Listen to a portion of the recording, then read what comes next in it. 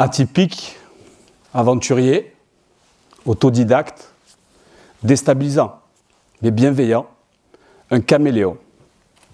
C'est de cette manière que me décrivent les gens qui me suivent, alors qu'ils soient journalistes, auteurs de livres, ou encore réalisateurs de films et documentaires.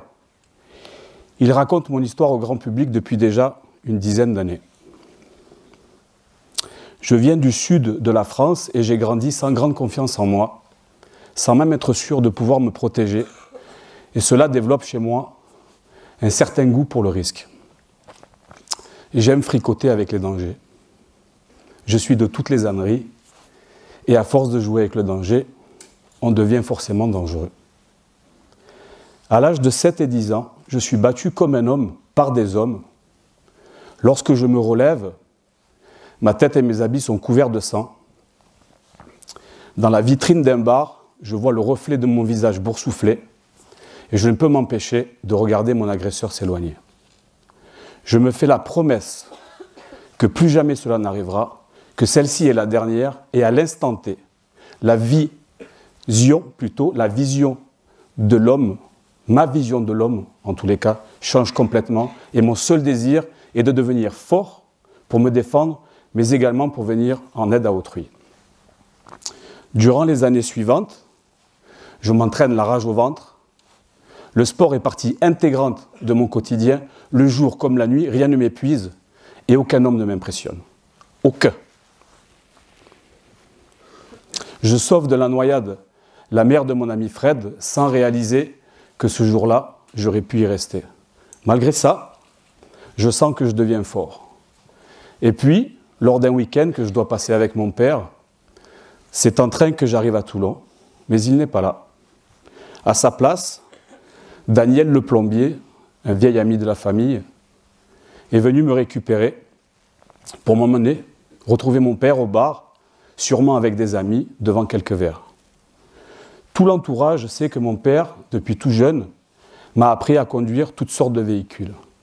J'ai 15 ans et Daniel me laisse le volant de la camionnette.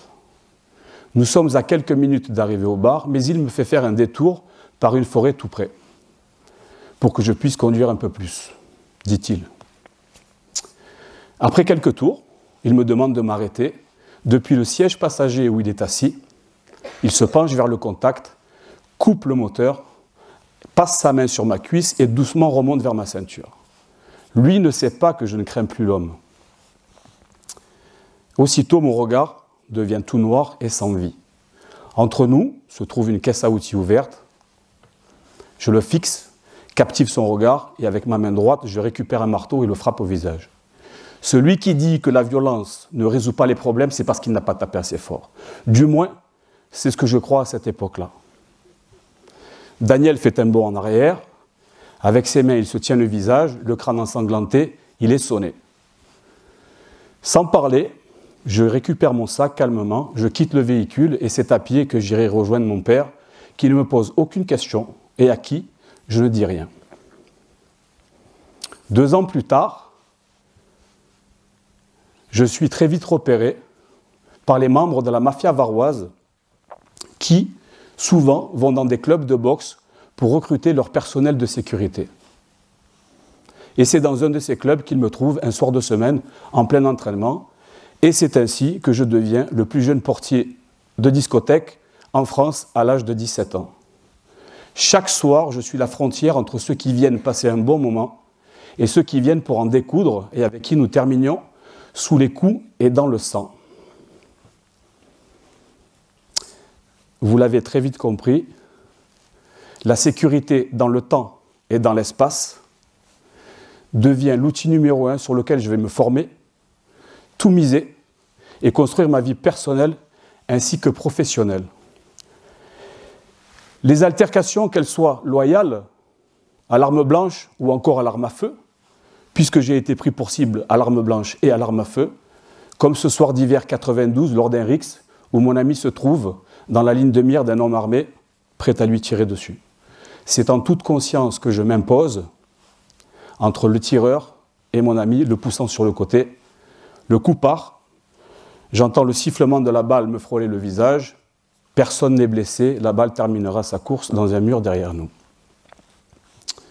Mais qu'est-ce que la sécurité sans sport? Eh bien, c'est un peu comme tenir une arme à feu très puissante dans les mains sans avoir la compétence de pouvoir s'en servir. C'est donc indiscutablement par la pratique du sport à très haute intensité et de formation poussée que j'ai pu avoir des postes à grande responsabilité. C'est à force de rigueur, de discipline et de sport que j'ai construit une force physique, morale, qui m'ont aidé à développer une intelligence à toute épreuve, et j'insiste, à toute épreuve. J'ai donc fait le tour de la vie plus vite que le tour du monde. Et croyez-le, j'en ai visité des continents. Les personnalités que je protège H24 ne tiennent pas en place. Il m'arrive parfois de faire Bucarest, Paris, Londres et Moscou dans la même journée. Tout va très vite, et à force de travailler dans les plus hautes sphères du globe, de multiples rencontres, de sérieux, de discipline et de rigueur, je deviens en 2007 directeur général d'un fonds d'investissement étranger. Je rentre dans la cour des grands, des puissants, et à mon tour, je deviens très vite millionnaire. Les belles voitures, les avions privés, les hôtels au grand nom, etc., etc. En 2010, mon troisième fils naît, ma vie est comblée, elle semble facile et accomplie. J'ai l'impression, ou presque, d'aboutir à tout ce dont j'aspirais depuis tout ce temps.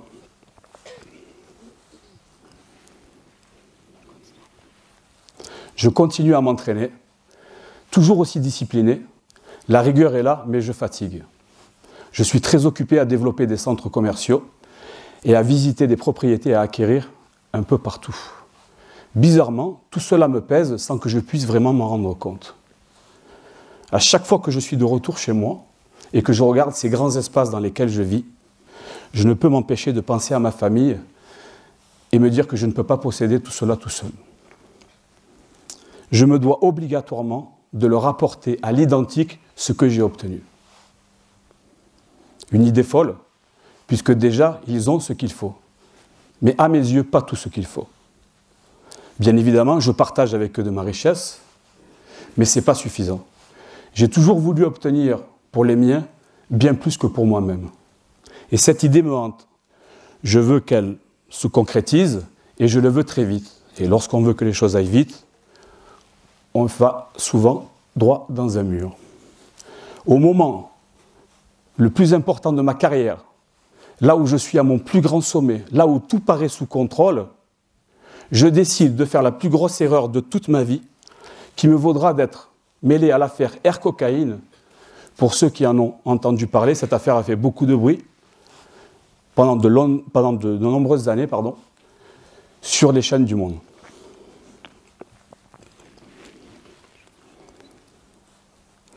Pour quelque chose que je n'avais jamais eu, j'ai fait quelque chose que je n'avais jamais fait. Cette erreur m'a valu de tout perdre, de tomber au plus bas, et bien encore plus bas, plusieurs fois durant mes 7 années de prison.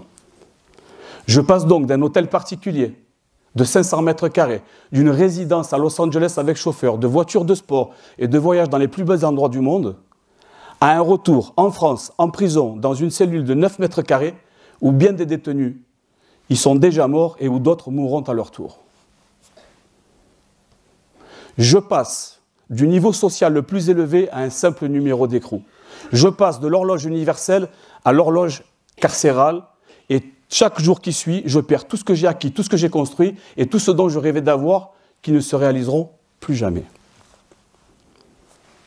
Chaque nuit, je dois dormir avec mes démons de mes cellules, avec les démons de mes cellules. Parce que la prison, c'est du racket en permanence, des agressions au couteau, et pour ceux qui n'ont pas la force de se défendre, une corde autour du cou. Littéralement, la prison prend ce que vous avez de meilleur en vous et vous transmet ce qu'il y a de plus mauvais. J'ai vu des loups se transformer en agneaux et des agneaux devenir des loups.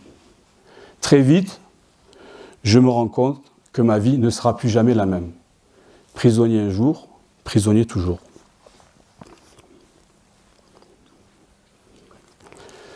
Coupé de tout, Les codes de la vie changent. Le cimetière des vivants n'offre qu'une seule option, celle de la survie, et tant pis pour celui qui n'a pas la force et le courage de s'y tenir. Chaque jour, j'apprends à survivre au milieu de violeurs, de mangeurs de chairs humaines, je me répète, de mangeurs de chairs humaines, de psychopathes et autres criminels en tout genre. Mais j'ai pour acquis quelque chose qui me permet de ne jamais mettre un deuxième genou à terre. C'est cette discipline, cette rigueur et cette pratique sportive que je n'ai jamais abandonnée depuis mon enfance. Pourtant, ce que je crois être mes atouts majeurs ne m'ont pas fait de cadeau et m'ont prouvé qu'au moment où tout allait bien, au moment où j'ai peut-être légèrement été un peu moins rigoureux, pensant que j'étais un homme qui méritait de profiter bien plus que d'endurer, eh bien c'est là que j'ai plongé en commettant cette énorme erreur. J'ai tout perdu ou presque, et je dois me battre avec ça et lutter contre le système carcéral pour éviter d'être un peu trop endommagé une fois le cauchemar terminé. 7 longues années d'emprisonnement, dont 365 jours au quartier d'isolement. Pas de visite, personne à qui parler, si ce n'est ne serait-ce que quelques minutes par jour avec les surveillants pénitentiaires. Chanter est un bon exercice. Chanter est un bon exercice pour exister. Faut-il encore en avoir le talent pour le faire? Je ne l'ai jamais eu. Alors là encore, sport, rigueur et discipline pour résister et ne pas rejoindre ceux qui ont préféré la corde au cou plutôt que la corde à sauter. D'ailleurs, je ne les entends même plus se manifester la nuit. Finalement, moi non plus, je n'y échappe pas. D'une manière ou d'une autre, ce système ne laisse personne indemne. Et pourtant, chaque jour, je me persuade du contraire, que c'est faux, que je suis passé à travers et que ça m'a rendu plus fort. Ce qui ne vous tue pas ne vous rend pas plus fort, seulement plus prudent. Traverser un passage clouté pour un ex-détenu peut être problématique. Devenir autonome est carrément un exercice quasi impossible pour un homme qui aura passé la moitié de sa vie en prison. D'ailleurs, vous-même, vous ne le savez pas, mais certains d'entre vous pourraient finir en prison si vous ne faites pas le bon choix. Parce que vous ne savez pas de quoi demain sera fait. Et quelle décision vous allez prendre au moment où il faudra faire telle ou telle chose. Demandez à un père ou à une mère déterminée qui aime éperdument ses enfants ce qu'ils seraient capables de faire pour leur offrir le meilleur qu'eux n'ont pas eu. Très difficile. Et finalement, je retrouve la liberté, du moins c'est ce que je crois. Et très vite, je me rends compte qu'il y a un panel d'opportunités professionnelles sur lesquelles je ne peux plus postuler. J'essaye de me réhabituer à la vie de tous les jours, mais tous ces automatismes perdus en prison, comme annulés de mon cerveau, et qui me rappellent que celui qui devient prisonnier un jour le restera pour toujours.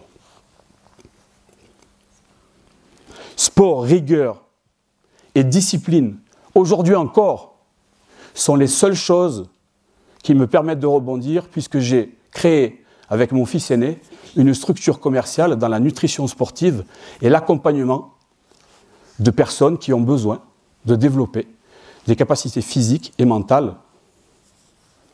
Je suis celui qui peut vous démontrer que tout est possible, tout est réalisable, mais ça passe uniquement par la rigueur, la discipline et la pratique du sport. N'oubliez pas ceci, et je m'adresse à vous, jeunes gens. Ce que vous cherchez aussi et souvent vous trouve. Celui qui dit pouvoir et celui qui dit ne pas pouvoir ont souvent tous les deux raison. Alors faites les bons choix. Quand je dis avoir tout perdu, en ayant commis cette erreur, je ne parle ni d'argent ni de matériel. J'ai 3 enfants, 3 beaux garçons, avec qui je m'entends à merveille. Mais je n'ai pas eu la plus belle chose qu'un père peut avoir, celle de lever ses enfants. Regardez-vous, vous êtes beau et rempli de talent, vous avez beaucoup de choses à accomplir et énormément de choses à accomplir. Laissez le temps travailler pour vous. N'essayez pas d'aller plus vite que lui, ou vous plongerez dans les flammes de l'enfer qui brûleront les ailes de vos anges gardiens et plus jamais ne remonteront à la surface. C'est très important. Faites les bons choix. Ne vous trompez pas. Et puis enfin, la vie est belle à vivre. L'échec est le premier pas vers la réussite. Apprenez d'abord à tomber avant d'apprendre à vous relever. Et je terminerai avec ceci. Ce soir, demain, quand vous verrez vos parents, regardez-les droit dans les yeux, dites-leur que vous les aimez et surtout, dites-leur merci. Merci.